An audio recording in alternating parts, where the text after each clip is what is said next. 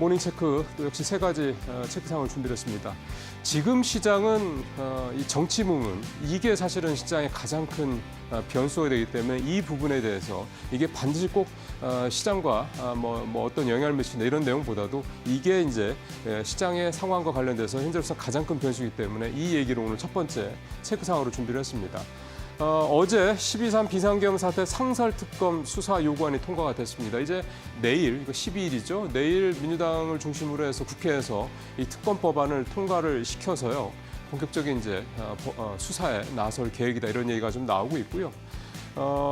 오늘 새벽에도 나온 얘기지만 김용철 전 김용환 전 국방장관 구속영장 구속 기소가 됐고요. 경찰청장과 서울경찰청장에 대한 구속영장도 신청이 됐습니다. 그러니까 수사가 굉장히 좀 빠르게 진행이 좀 되고 있습니다. 수사의 초점은 또 당연히 윤석열 대통령일 거고요.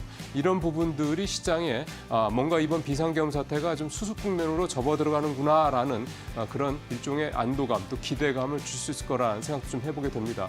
그리고 어제 이제 국회에서 예산안도 통과가 됐는데요.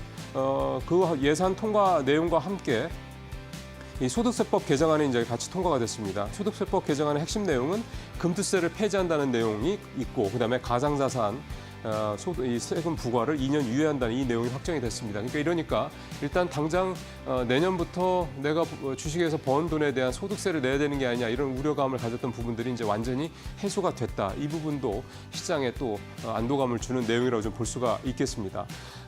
시장의 불확실성이 해소에 대한 이런 기대감들이 조금씩 커지고 있는 그런 국면입니다.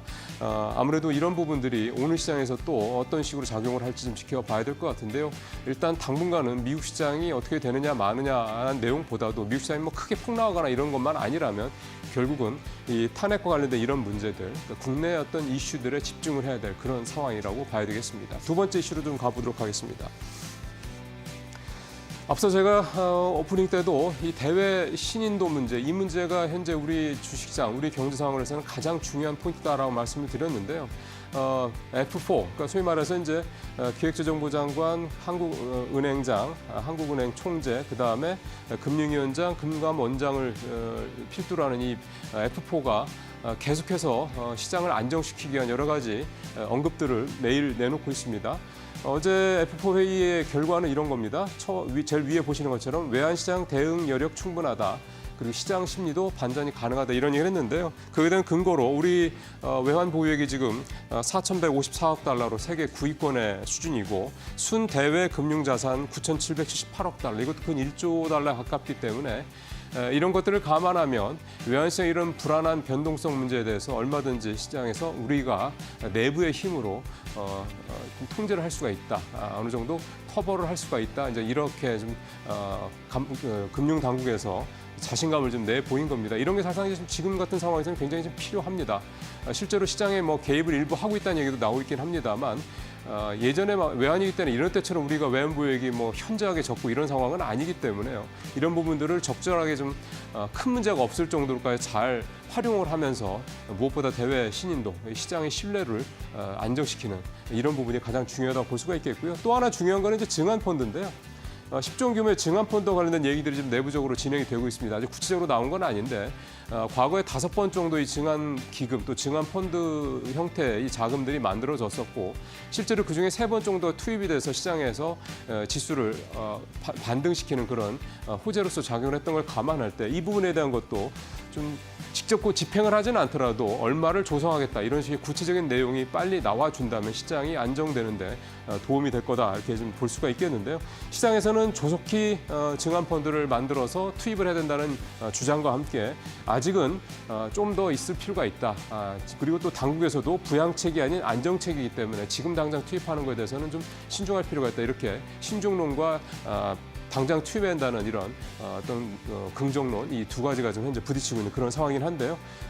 조만간 시장이 조금 더 또 어려워진다 그러면 이 증안펀드에 대한 내용이 구체적으로 좀 나오지 않겠냐 그런 기대감을 가져보겠습니다. 자, 오늘 마지막은 앞서 이제 마켓 시그널에서 나왔겠습니다만 미국이 마이크론 테크놀로지의 이 보조금 지급을 확정을 했습니다. 61억 달러 보조금 지급을 확정을 했고요. 이제 TSMC 66억 달러, 그다음에 인텔 79억 달러 각각 확정을 했던 거에 이어서 이제 이 마이크론도 확정이 됐고, 이제 삼성전자 64억 달러, 그다음에 하이닉스 4.5억 달러 이제 남아 있죠. 지금 일단 바이든 정부는 정권이 넘어가기 전에 내년 1월 20일 전에 이 반도체 보조금에 대해서 좀 확정을 지으려고 좀 여러 가지 좀 노력을 기울이고 있다 이렇게 알려지고 있습니다. 그래서 저도 오늘 이 얘기를 가져온 거는 결국은 마이크론 테크놀로지까지 받은 상황에서 삼성전자, SK하이닉스도 그 시기가 뭐 연내가 될지 또는 내년 연초가 될지는 모르겠지만 어쨌든 트럼프 집권 전에 우리도 확정이 될 거다라는 그런 기대감을 가지고 이제 이런 말씀 좀 드린 거고요. 오늘 시장에서 이런 부분들이 삼성전자가 최근에 비교적 이런 계엄 상황 장에서도 긍정적인 모습을 보였기 때문에 조금 더 탄력을 좀 붙여주지 않을까 하는 그런 기대감도 좀 가져볼 수 있지 않을까 생각이 좀 됩니다. 예, 오늘 시장 상당히 또 중요합니다. 어제만큼은 아니더라도 오늘도 좀 반등을 일부라도 좀 해준다면 시장의 이런 불안감들은 많이 해소되지 않을까 그런 기대감을 가져봅니다. 모닝체크 마치겠습니다.